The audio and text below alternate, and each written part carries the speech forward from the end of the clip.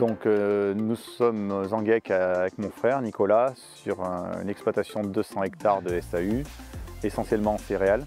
Les productions principales, donc blé, orge, maïs, tournesol, lin pour la plupart du temps, mais l'année dernière on était sur un assolement à 11 cultures parce qu'on a privilégié depuis quelques années la diversité des assolements afin d'avoir des rotations beaucoup plus longues et plus logiques.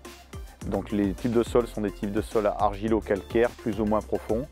On est engagé dans un collectif qui est le GEDA du Buron, c'est un groupement d'agriculteurs. On est 35 à 40 agriculteurs regroupés dans une trentaine d'exploitations agricoles locales.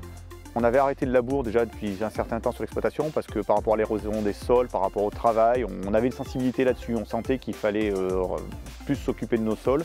Donc on était parti sur une phase de non-labour sur l'exploitation et durant cette phase on s'est rendu compte qu'il fallait qu'on aille plus loin, c'est-à-dire qu'il fallait qu'on diversifie nos assolements donc afin d'avoir des rotations beaucoup plus longues. Et il y a quelques années, il y a eu une demande auprès de notre groupe, notre GEDA, de la Chambre d'agriculture pour mettre en place un projet, DESIN, qui allait étudier des rotations et des systèmes dits innovants sur des exploitations agricoles. Et on s'est rapproché automatiquement de la Chambre pour pouvoir mettre en place ces essais-là parce qu'on trouvait que ça nous correspondait par rapport à ce qu'on avait pu nous mettre en place et ce qu'on voulait mettre en place dans les années à venir. Alors l'objectif, il était de préserver les sols, mais il était aussi de maîtriser nos charges, d'être un peu moins dépendant en termes de phyto, d'intrants globalement en phyto et engrais. Nous avons commencé à travailler au GEC de Pralon, avec le GEC de Pralon et le GEDA du Buron en 2016.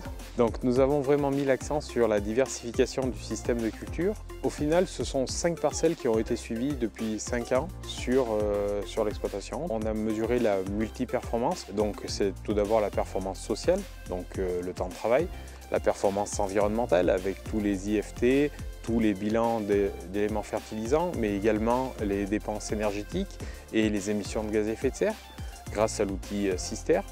On a aussi étudié les données économiques. Et ce qu'on observe sur l'exploitation depuis 5 ans, c'est une relative stabilité de la marge nette. Pour vous donner un exemple, on est sur une marge nette constante depuis 5 ans avec, dans les années très sèches comme en 2019, une marge nette qui a été préservée. Par contre, des années comme 2021, où l'année était peut-être plus favorable aux cultures comme le blé et le maïs, la diversification des cultures n'a pas permis d'atteindre des niveaux de marge nette relativement importants comme cette année-là. Donc au démarrage de DESIN, on s'était fixé des objectifs cibles. Ce qu'on observe généralement, c'est qu'en termes de productivité, on a une légère baisse, mais par contre, en termes de traitement phyto, donc matérialisé par les IFT, indices de fréquence de traitement, on observe une vraie diminution dans le système de culture innovant puisqu'on diminue fortement les traitements fongicides et surtout insecticides où aujourd'hui depuis 5 ans il n'y a pas eu un traitement insecticide sur les parcelles suivies.